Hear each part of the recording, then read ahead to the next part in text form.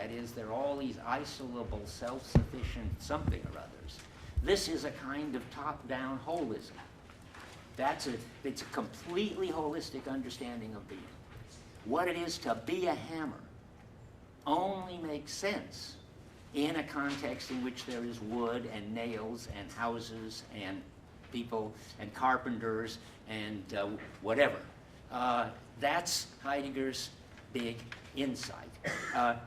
You have to get a feeling for that, because you might be thinking, well, what is it to be a hammer? Is to be a metal blob on the end of a wooden shank that you can wield around and pound nails with. But if you think of it that way, you're thinking of the hammer as a present-at-hand object. It's a substance, all right, and it's got wood, and it's brown, and it weighs a certain amount, but that's not what it is to be a hammer. And the way to see that is, my favorite example is, how many have seen The Gods Must Be Crazy? Such a Heideggerian movie. The Coke bottle falls into this culture that doesn't have a referential totality for it. There's nothing else. There are no bottle openers. There's no Coke. There are no cups. There's so and so forth. So they can only see it as this strange present-at-hand green thing that the gods just dropped into their midst. And they try to take it over as some equipment. They try to roll their bread with it. They try to hit each other over the head with it. They're trying to figure out make it into something ready to hand. But they can't make it into a Coke bottle because the background equipment totality isn't there. So the moral is, to be a hammer requires a whole lot of other equipment and a whole lot of practices before cultural practices and skills before there could be something that was a hammer. I'll say it in terms of hammer. Suppose you had a culture in which you put everything together and by tying it with vines. Well, again, in that culture, you can have a metal blob on the end of a wooden shank, but there's no place for being a hammer because there's no nails and no wood, let's say. They're just busy tying together whatever they gather up, and it's okay. Go ahead. Just to clarify, so is the main distinction made between presence of hand, and readiness to hand, between atomistic being and relational being? Yes, but relational could be atomistic. I mean, the logic has plenty of relations of bigger than, littler than, redder than, or whatever. No, but it's a special kind of relational being, which is what I was calling holistic, where it's a whole bunch of relations before it works, and and the elements in the relation can't be defined except insofar as they fit into that relation. That's what I was calling it's a top-down holism. That is the crucial distinction.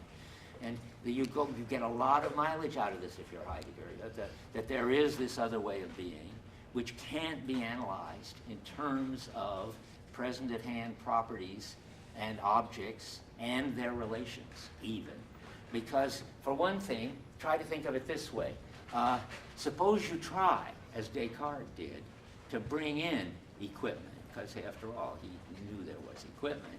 And so he introduced something which he called, I don't know if he called it, but we would call it a function predicate. I think he may have called it a value. That's how Heidegger calls it when he's talking about Descartes, so it must be Descartes. But anyway, I'd rather call it a function predicate.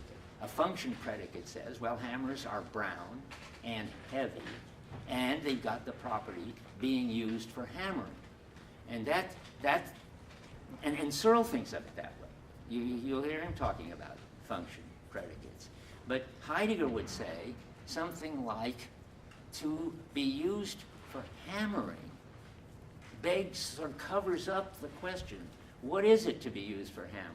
Well, it's to be hammering in a nail in order to hold some pieces of wood together, in order to build a structure. If somebody were out there just banging away at a rock with a hammer, I mean, that doesn't really count as hammering, at least not in the way Heidegger's understanding it. Hammering is a certain occupation that ties up with a whole lot of other equipment, and his point is you can't treat the way equipment functions in isolation. You can't explain what it is to be an object for hammering without bringing in a whole lot of other equipment, a lot of skills, a lot of cultural niches or something in order to explain it. So it's only a kind of illusion. You can call it, yeah, and it's got the predicate for hammering. But when you try, that's not a predicate like Brown or weighs 5 pounds or something, which you can separate from the others if the predicate for hammering is exactly the problem. That is, it fits into this whole referential totality. Yeah? I'm not bringing up this question because of some concern with circularity, so just to say that. But, so you've used the words culture with certain skills or practices, and we tend to have certain associations with those two words. And well, the bottom line is, can you say a little bit more about what you have in mind, like skills or practices? I mean, are these always learned behaviors? Are they? I'm going to come back to that. It's a perfectly sensible question. It's about 2 pages ahead of where I want to be. But right now, I just take the most commonsensical notion. Now, yes, skills are learned, and some skills are sort of social skills, and some skills are, I suppose, not necessarily social skills, but they are ways, in Heidegger talk, ways of dealing with things. In my language, way of coping with things. Umgang is the German. And practices is a kind of notion that Heidegger and Wittgenstein share. It's lots of social skills that mesh with each other to form a whole way of life, to talk like Wittgenstein, to form a whole world, to talk like Heidegger. But I have to get to that. But that's the right thing to have in mind. And that's why, a good way to, when he raises this question, if we just stopped with the present, the ready to hand, it would be a curiosity, and it would be more than just a curiosity. That it would be puzzling that philosophers have never talked about it, since after all, using things to get something done is as equipment for doing things is a very fundamental thing human beings do, and it's strange that philosophers have paid so little attention to it.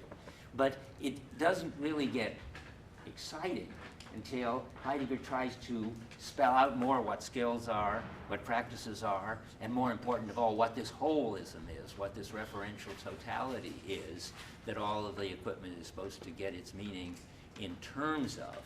Then it begins to be, and we'll see before the end of the time, gives you another understanding of what being is.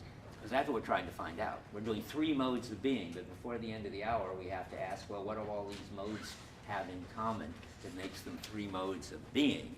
And then the radicalness of Heidegger comes out. But we're not quite ready for that.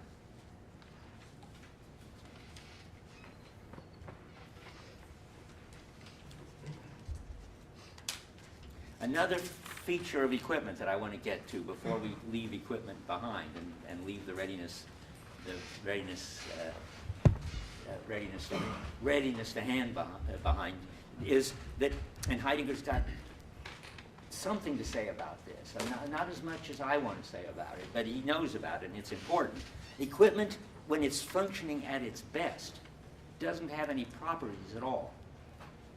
Not only is it not a self-sufficient substance, that's what we've been talking about, how a hammer isn't something that you can make sense of apart from the whole context.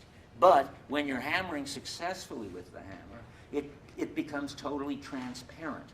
That is this important point that the extremist case is that both Wittgenstein and Merleau-Ponty, and I think Wittgenstein and Heidegger, I'm not sure, maybe not, I don't know. Anyway, the blind person's cane, which is something that at first is an object that you can feel, and it has properties, and it has a weight, and it's hard, and so forth. But when you get the skill for actually using it, It just becomes part of your transparent access to the world, and when it's doing well, you just feel the curve. You don't feel the cane at all. You don't feel little bumps in the palm of your hand that you have to interpret as the curve being there. It just gets to be transparent, as your car does when you drive it, as your computer keyboard does if it works. Ergonomics, that's how it connects up with what I want to teach about in the spring. Ergonomics is what they call, in the engineering world, the attempt to make equipment transparent.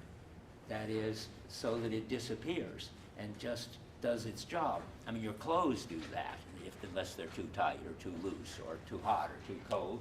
Things can, when things are functioning at their best, you don't experience them as having any properties or characteristics at all. It's only when there's some kind of disturbance that you do. Tao, do you want to say Are something? your body parts equipment, like your hands and your eyes? Isn't that funny? Rick said somebody was going to ask that. No, they're not, because they are, I have to think before I talk. Like, your hand can fall asleep. What's that? Your hand can fall asleep, and basically the body's really weird, and so you have some general thoughts of the body. So it's a question about the body in general. So. Yeah, well, I want to say Heidegger, one of the big missing things in Being in Time is the body. And you can't take on everything at once. Heidegger's got about 2 sentences in the books, you can keep your eyes open, that the body raises lots of interesting questions that we're not going to go into here.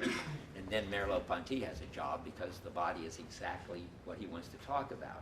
But I don't know, Merleau-Ponty talks about how the cane or the hammer comes over on the side of the body when it has this kind of transparentness. And your eye is already like that. Well, let's hear what, Alva, what do you think? Well, I just wanted to comment, ask a different question. Loud, it's very hard to hear in here. Please. You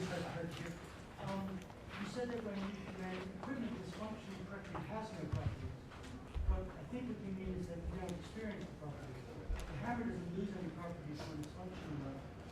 Okay, yes, that is what I mean. I mean, from the point of view of the person using it, you don't experience it as having any properties. You just experience the function as the task is going well. And you can imagine that the task is going so well that you don't experience anything except the woods being put together or the side of the house is being built. And the more skilled you get, the more all this becomes something that is transparent. But somewhere at the end of the line, there's got to be something that you are paying attention to that's getting done. And that Heidegger distinguishes the, what is it now,